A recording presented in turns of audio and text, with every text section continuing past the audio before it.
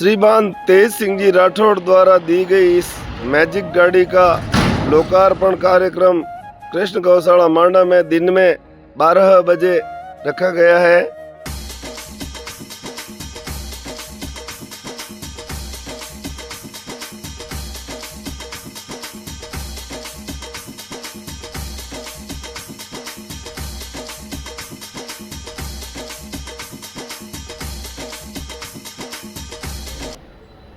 भगवान चामुंडानाथ राम दरबार भगवान महादेव की पावन सानिध्य में हम और आप सब बैठे हैं। मुझसे पूर्व में आपने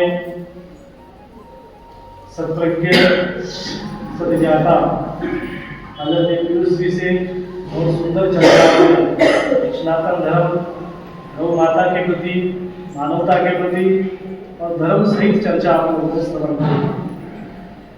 जिस हम अवसर पर यहाँ बैठे हैं, आप सभी के यहीं के चहेते, आप सभी के यहीं के क्षेत्र के वासी आदरणीय तेज सिंह जी, जिन्होंने एक महान गौशाला को भेंट किया है, उनके प्रति बहुत आभार व्यक्त करता हूँ। आप इसी तरह गौ सेवा करते रहें, मानव सेवा करते रहें, समाज सेवा करते रहें।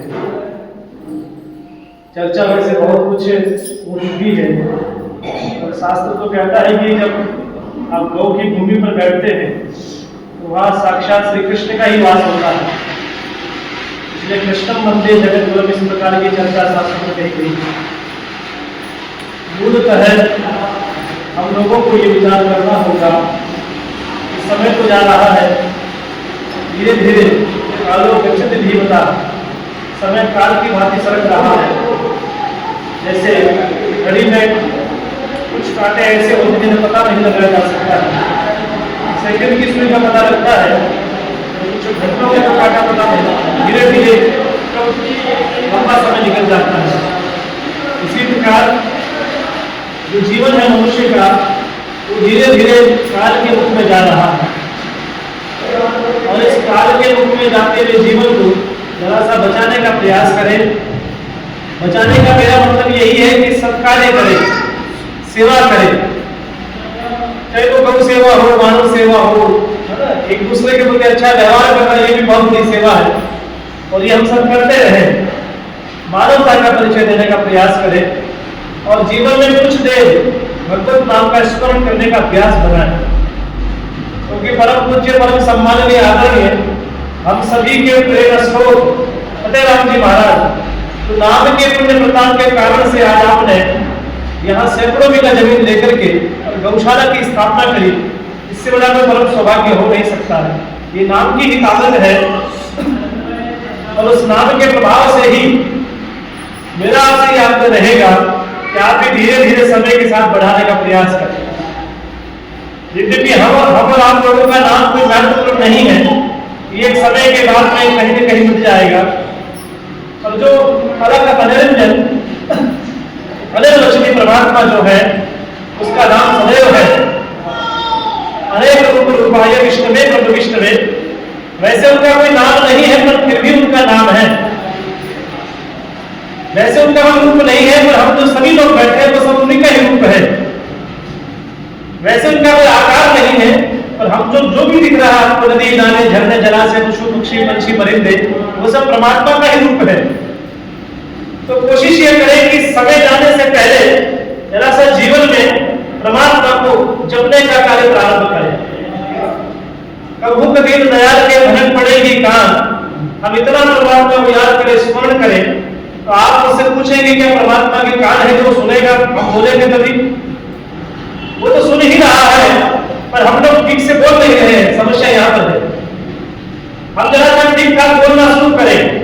हम लोग बोलते हैं चरक की जिज्ञा से, आज मांस की जिज्ञा से बोल रहे हैं। हमें से हमारा परमात्मा का कोई संबंध नहीं है, समझ रहे?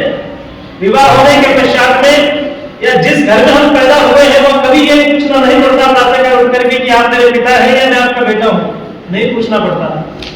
कई पत्नी ये नहीं पूछती कि आप मेरे पति हैं, आपको विश्वास है कि नहीं है, और पति भी नहीं पूछता कि तुम मेरी पत्नी हो कि नहीं, क्योंकि ये मान लिया गया, स्वीकार कर लिया गया, पूर्ण रूप से समर्पण कर दिया गया कि यही सब कुछ मेरे हैं। ठीक किसी का परमात्मा के प्रति हो जाए तो ये बात सार्थक होती प्रभु को दीन दयाल के भजन पड़ेगी का। आपके भाव में, आपके नाम में करुणा हो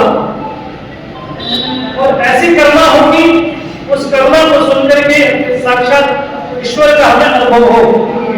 शास्त्र कहता है ईश्वर क्या है, तो कहा कि ईश्वर कोई वस्तु नहीं तो प्राप्त हो सकता है, एक अनुभव है और उस अनुभव करने के द्वारा ही हम उसको प्रविष्ट कर सकते हैं, उसमें निमज्जन हो सकते हैं।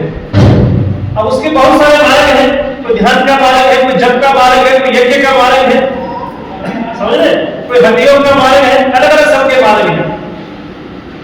कबीर ने कहा कि कबीर कुआं एक है पनिहारी अनेक, और बर्तन सबके न्यारे हैं और पानी सब में,